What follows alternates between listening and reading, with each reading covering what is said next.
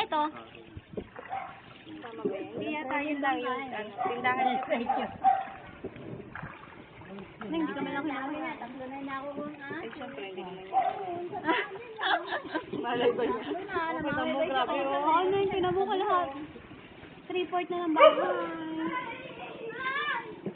Ako pakalin. Baka mahulog.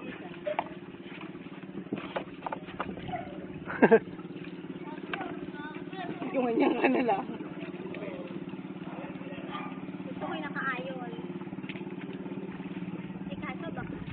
Gulungan na lang ako. Hindi kita maalala yan. Naka-ano ko eh, nakatalikod.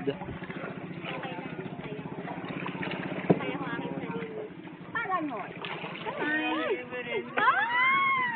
Matay na ka po. Marunong ka ba mag-drive? Ay, may lisensya ka ba?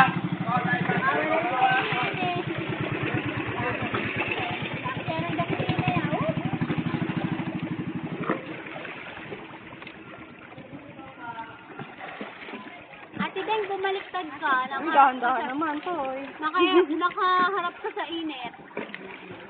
Eh kasi, si ate nito ng tubig.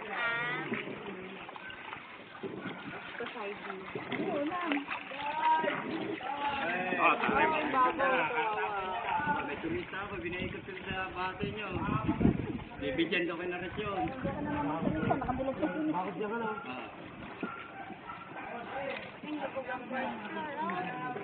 Ano ba yun? Ikaw, hindi pa nakita.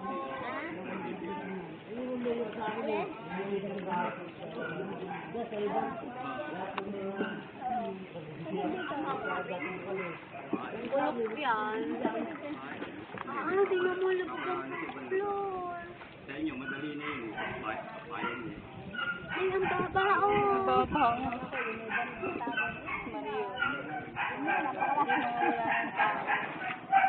Mawala ng tao na. Aso na lang.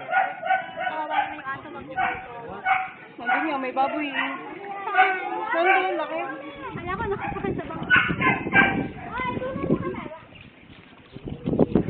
Paano nakita ko ng data kung ako? Neng, tinan mo ito, pasok na sa second floor. Oo. Aso na lang natin.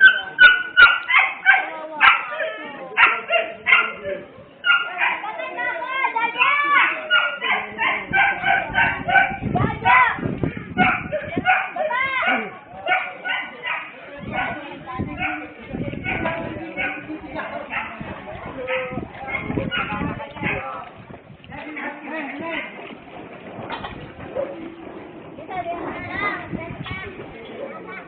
Dito mga itig-itig ka pa na alin!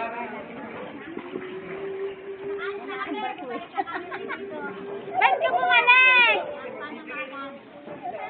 Ang taas! Nandito yan. Mampas pa tayo.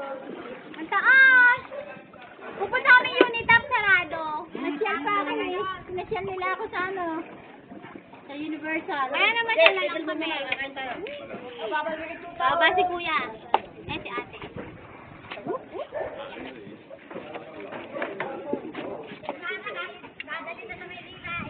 Oh, ba't hindi pa? Dapat pag-ilit mo na. Ano dyan si Baigol? Nasaan? Sa Tita Lucy. Bahalin nyo na Tita Malu. Hanggang saan?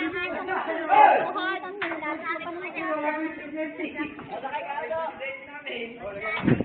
Eh, ba't hindi pa kayo lumipat muna doon? Text mo si Mami para mabuksan yung isang bahay. Kailan? Eh, hindi naman na uwi eh.